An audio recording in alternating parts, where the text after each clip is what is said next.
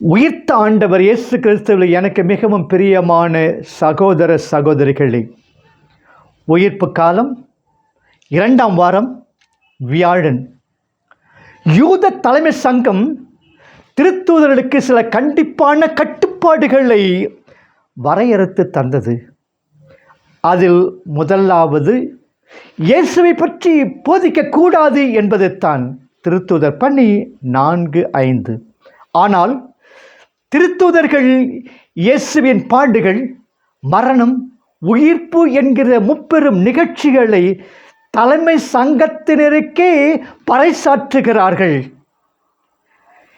இதைவிட இன்னும் அதிக அஞ்சா நெஞ்சத்துடன் அவர்கள் இயேசுவை பற்றி போதித்திருக்க முடியாது. ஆனால் கோழையுள்ளம் கொண்ட சங்கத்தினர் உண்மையை ஏற்கும் மனப்பக்குவம் இல்லாது சீற்றம் கொண்டு திருத்தூதர்களை ஒழித்துவிட திட்டம் தீட்டுகிறார்கள். உண்மையை ஏற்க முடியாத கோழைகளாக இருந்ததால் தான் உண்மையை ஏற்க முடியாத கோழைகளாக இருந்ததால் தான் ஏரோது மன்னன் கூட திருமுழுக்கு அருளப்பரை கொலை செய்தான். மார்க்கு 6:14-29. உண்மையை ஏற்காதவர்கள் அனைவரும் கோழைகளே. கிறிஸ்துவே முழு உண்மை என்பதை உணர்ந்து அவர் வாழ்வை நமதாக்குவோம். தன் சிலுவையை சுமந்து கொண்டு என்னை பின்தொடரட்டும். லூக்கா 9:23. யூத தலைமை சங்கம் இயேசுவின் பெயரை சொல்லி போதிக்கலாகாது என்ற கட்டளையை பிறப்பித்திருந்தது. திருத்தூதர் பணி 5:27. இயேசுவின் பெயரை அவர்கள் ஏன் வெறுக்க வேண்டும்? இயேசு என்றால் மீட்பர். பாவத்தின் தலைகளிலிருந்து உலக மக்களை மீட்டவர் இயேசு. குறிப்பாக பாவத்தின் விளைவுகளான பல்வேறு கொடுமைகளினின்று மக்களை மீட்டு அவர்களுக்கு நண்பனாக விளங்கியவர் இயேசு. அவரது பணித்திட்டமே இதுதான். லூக்கா 4:18-19. ஆனால் அவரை பற்றிய உண்மையை யூத தலைவர்கள் ஏற்க மறுத்தார்கள். ஏனெனில் அவர்களது பகட்டு அதிகாரத்தை தவிடு பொடியாக்கியவர் இயேசு. ஆகவே தான் அந்த இயேசு என்ற பெயரே அவர்களுக்கு கசப்பாய் இருந்தது. அது மட்டுமல்ல, இயேசு இரத்தம் சிந்தி சிலுவையில் இறக்க செய்தவர்களும் யூத தலைவர்கள்தான். இரத்தப்பழிக்கு தாங்கள் ஆளாகிவிட்டதை அவர்கள் உணர்ந்தார்கள். தங்கள் அதிகார பலத்தால் அந்த கரையை போக்கிக் கொள்ள விரும்பி இயேசுவின் பெயரால் இனி யாரும் பேசக்கூடாது என்று அவர்கள் கட்டளை இட்டதில் வியப்பில்லை. இதே யூத தலைவர்கள் சில ஆண்டுகளுக்கு முன் பிலாத்துவிடம் இயேசுவை சிலுவையில் அறைய சொல்லி, இவன் இரத்தம் எங்கள் மேலும் எங்கள் பிள்ளைகள் மேலும் இருக்கட்டும் என்று கத்தினார்கள். மத்தேயு 27:25. இயேசு கிறிஸ்து எந்த அளவிற்கு தன்னையை தாழ்த்தி சிலுவை மரணத்தை ஏற்றுக்கொண்டாரோ அந்த அளவிற்கு கடவுள் அவரை எல்லோருக்கும் மேலாய் உயர்த்தி எப்பெயருக்கு மேலான பெயரை அவருக்கு அருளினார்.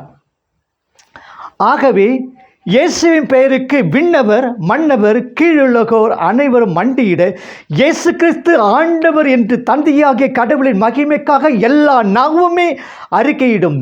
பிலிப்பியர் 2:6-11.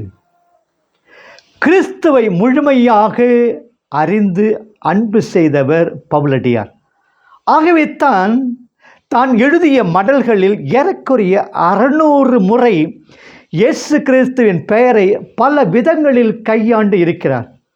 இனி வாழ்பவன் நான் அல்ல, என்னில் வாழ்பவர் கிறிஸ்துவே. கலாத்தியர் 2:20 என்று கூறும் அளவிற்கு பவுலடியார் கிறிஸ்துவோடு ஒன்றித்து வாழ்ந்தார். நாம் கிறிஸ்துவர் என்பதில் பெருமை கொள்கிறோமா? ஆதி திரு அவையில் அடிக்கடி சொல்லப்பட்டு வந்த ஒரு ஸ்லோகம் இயேசு கிறிஸ்து ஆண்டவர் என்பது தான். உலக மீட்பிற்காக தன்னுயிர் தந்த இயேசு அகில உலகிற்குள் ஆண்டவரானார் என்ற உண்மையைத்தான் இச்சொல் பறைசாற்றுகிறது. ஆம், இயேசு கிறிஸ்து நம் ஒவ்வொருவரையும் ஆண்டு நடத்த வேண்டிய ஆண்டவர்.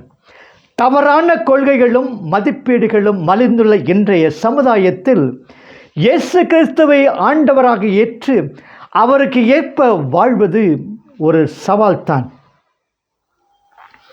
நற்செய்தி யோவான் இயல் 3 இறைவாக்கியங்கள் 31 38 முடிய. திருமுழுக்கு அருளப்பெற தன் சீடராகிய யோவானுக்கு உலகின் பாவங்களை போக்கும் மாசற்ற செம்மறியாம் இயேசு கிறிஸ்துவை அறிமுகப்படுத்தியவர். யோவான் 1:35-39. யோவான் இடியின் மகன், அதே வேளையில் ஆண்டவரின் அன்பு சீடர். இயேசு இறைமகன் என்பதை மையமாக கொண்டது இவரது நற்செய்தி. இன்றைய நற்செய்தியில் இயேசு இறைமகன் என்ற உண்மையை திருமுழுக்கு யோவான் வாயிலாக அறிவுறுத்துகிறார். விண்ணிலிருந்து வந்தவர். தன் நற்செய்தியின் தொடக்கத்திலேயே இயேசுவை விண்ணக மகனாக விளம்பரப்படுத்துகிறார் யோவான். ஆதியிலே வாக்கு இருந்தார், அவ்வாக்கு கடவுளோடு இருந்தார், அவ்வாக்கு கடவுளாகவும் இருந்தார். யோவான் 1:1. இந்த மறை உண்மைக்கு சான்று கூறுகிறார் திருமுழுக்கு யோவான். விண்ணிலிருந்து வருபவரும் எல்லாருக்கும் மேலானவர் தாம் கண்டதையும் கேட்டதையும் குறித்து அவர் சாட்சியம் பகர்கிறார். நாம் ஒரு நபரை அறிய வேண்டுமானால் அவரை அறிந்தவரை அணுகுகின்றோம். ஓர் ஊரை பற்றி அறிய வேண்டுமானால் அவ்வூரிலிருந்து வந்தவரையே கேட்கிறோம். மண்ணுலகை சார்ந்தவன் மண்ணுலகை பற்றித்தான் கூற முடியும். விண்ணுலக வாழ்வு பற்றி அவர் அறிய வேண்டுமானால் அங்கிருந்து வந்தவரையே அணுக வேண்டும். எனவே பரம தந்தையை பற்றி அறிய வேண்டுமானால் அவரிடமிருந்து திரு குமரனையே அணுக வேண்டும். அவருடன் இருந்த இறை மகனையே அணுக வேண்டும். எனவே தான் ஆண்டவர் கூறினார், என்னை கண்டவன் தந்தையை கண்டான், நான் தந்தையுள்ளும் தந்தை என்னுள்ளும் இருக்கிறார். யோவான் 14:10.